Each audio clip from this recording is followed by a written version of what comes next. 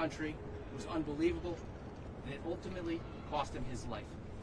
It is our sincere hope that these prosecutions bring some measure of closure to the Camarena family and the countless other victims' families who lost their lives as a result of the criminal conduct of these defendants. And finally, these arrests send a clear message. The Justice Department will find and hold accountable the leaders of deadly transnational criminal organizations that harm the American people, no matter where they are in the world and no matter how long it takes. So with that, I'm going to turn things over to Special Agent in charge of the DEA, Frank Tarantino.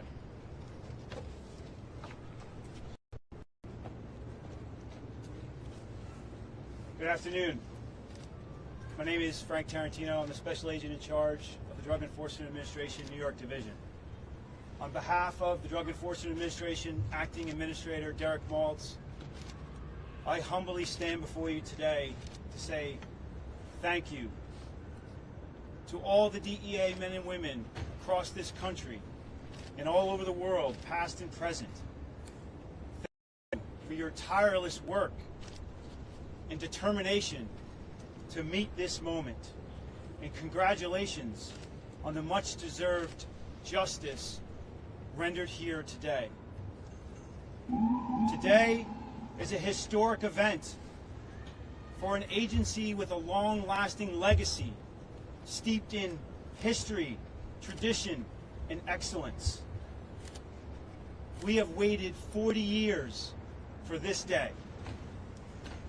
This day when justice would be served. Today, we remember the sacrifice of slain DEA Special Agent, son, brother, husband, father, friend and colleague, Enrique Kiki Camarena, who remains a symbol of strength, honor, courage, unity, and determination. Today, Rafael Caro Quintero, the man responsible for Kiki's kidnapping, torture, and murder in 1985 in Guadalajara, Mexico, will answer for his crimes. Today's arraignment is a testament to the countless special agents, task force officers, intelligence analysts, prosecutors, and host nation counterparts who relentlessly pursued this man over 4 decades. They did not relent, did not waver, and would not be denied the justice that Kiki and his family, Mika, Enrique Jr., Eric, and Dan. Today is proof. It is a reminder to everyone that if you come after us, if you hurt one of us, there is no obstacle we cannot overcome. There is no border we will not cross. And there is no criminal that can escape the reach of the DEA and the rule of law of the United States of America. We stand here united today. We will never forget, and we will fight on. Thank you. Charge Mike Alfonso.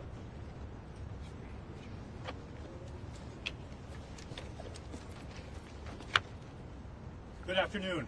My name is Michael Alfonso. I am the Acting Special Agent in charge for Homeland Security Investigations in New York. Inside, just moments ago, Vicente Carrillo Fuentes and Rafael Caro Quintero appeared for what will be the first of many hearings before a U.S. judge. Their days of living and ruling freely are behind them.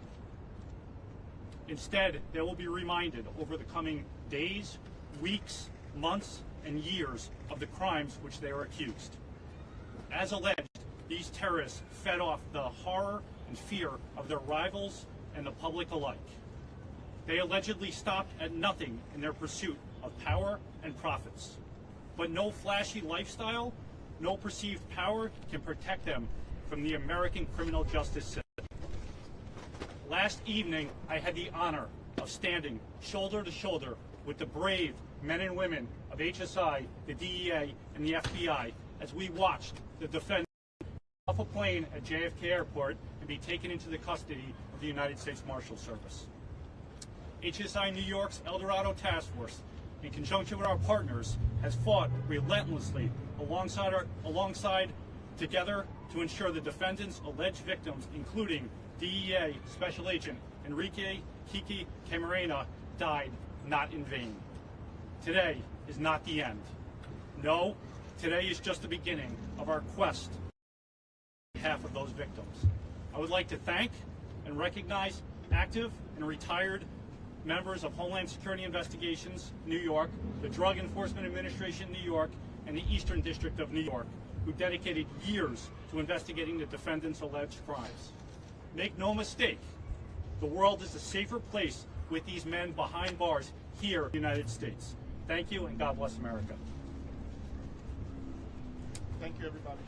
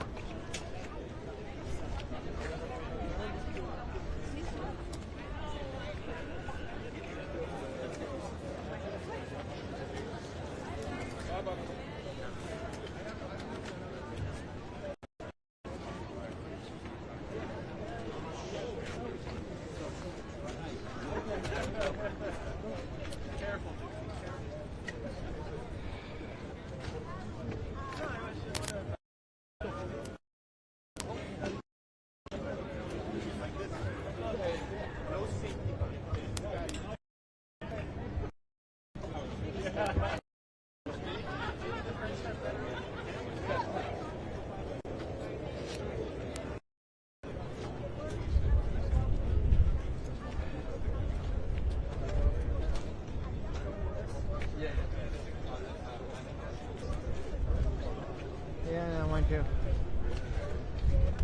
So I'm kind of like, all right.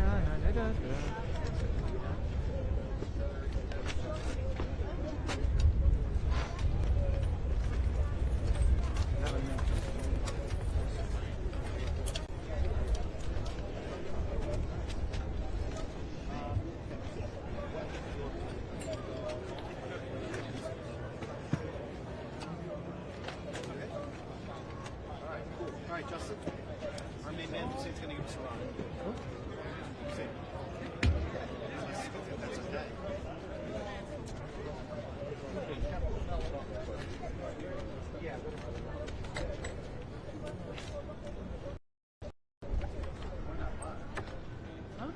I'll give you the charge on this. Oh, this a package for you?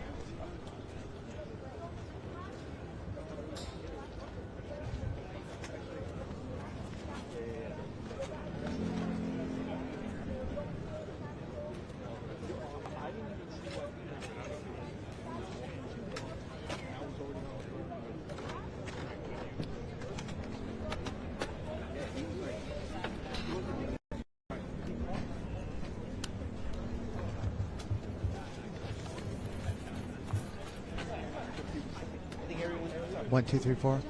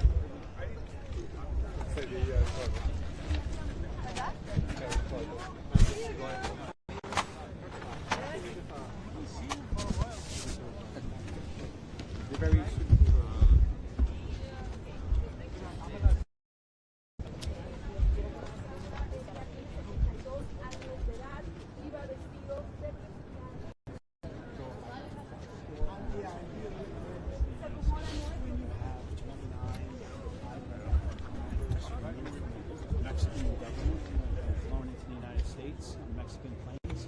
That is a clear message to the cartels. It is a clear message to the American people that we have an advantage that we never had before. And we will use that to currently still operating in Mexico that are facilitating these massive drug labs that are manufacturing them in the United States, which have killed hundreds of thousands. We will continue to target them relentlessly and hold them accountable.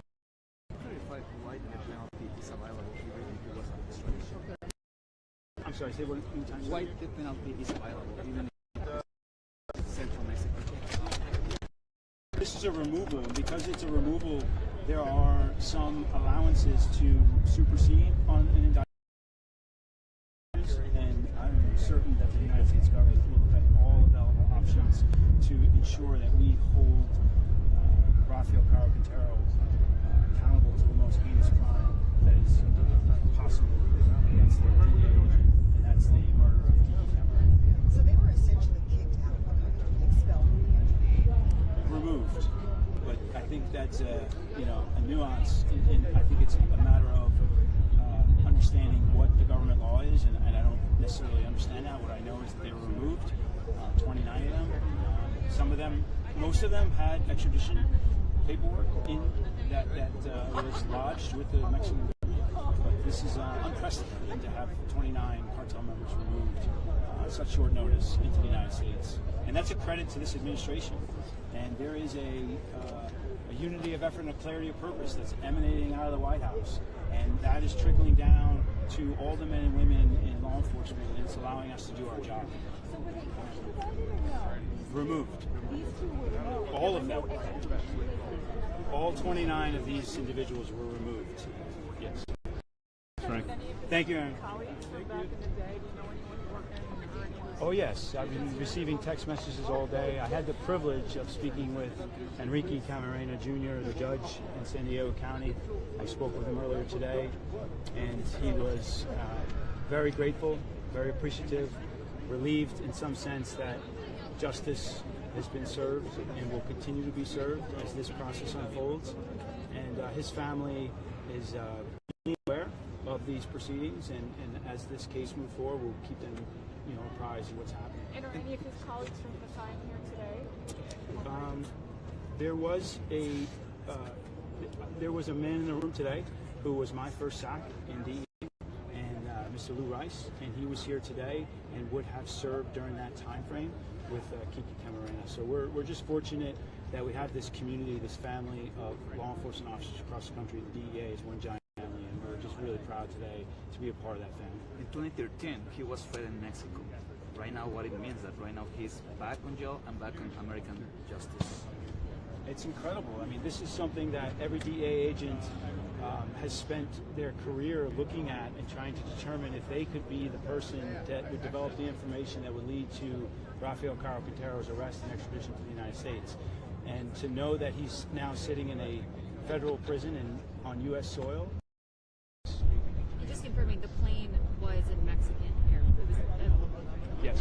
okay, so it was not an American plane that sent them here. Just No, confirm they were that. all Okay. Mexican. When did you all get, so it was a surprise. Explain, what kind of notice did we get from our law enforcement? So I was informed from my counterpart in Mexico yesterday early morning that this was in the works, and then just throughout the day we were getting updates as to the departures and arrivals of the 29 individuals on 7 different planes flown into the United States.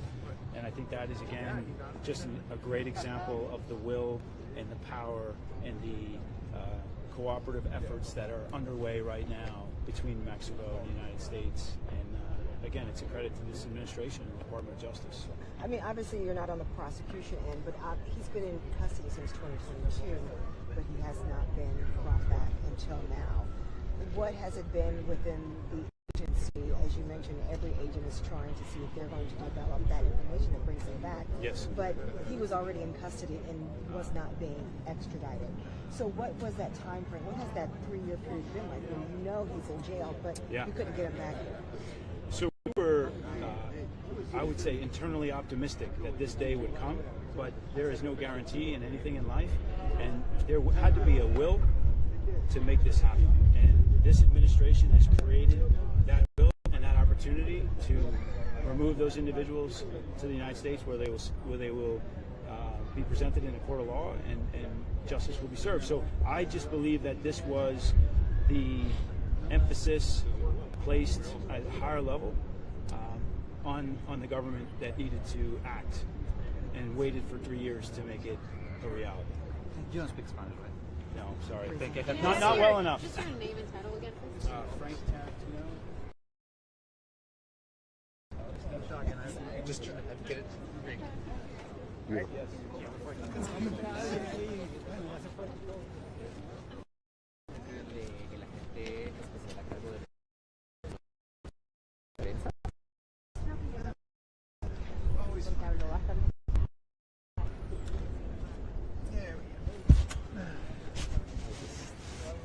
Bill's guy behind me the whole time. I was afraid he was going to topple over. I know, that guy standing on the thing. I was a little bit nervous about it. Yeah, we didn't need to have the EMTs have to come out because somebody fell off standing on the.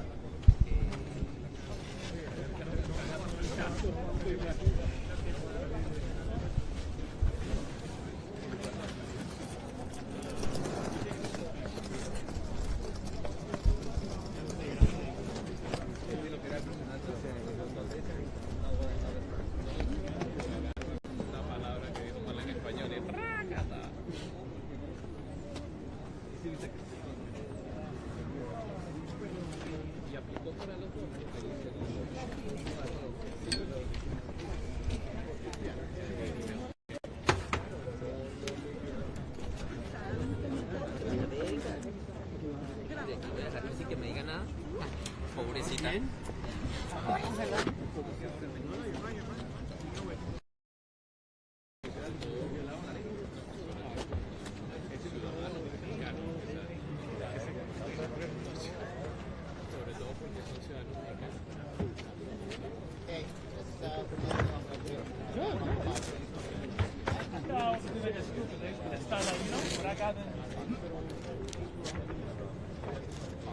I saw that. What the heck?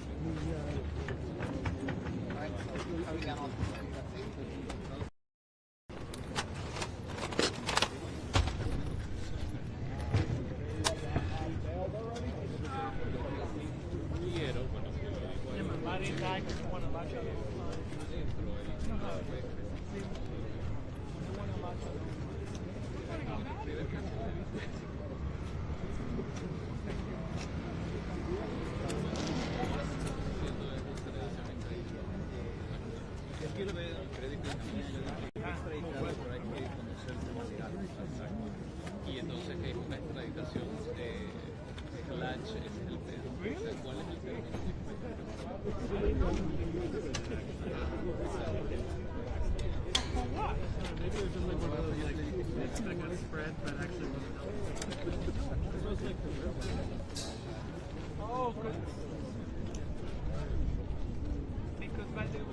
Yo voy a manejar. Oh, what was the battery? The battery in the cap. What kind of chemical? You used to use the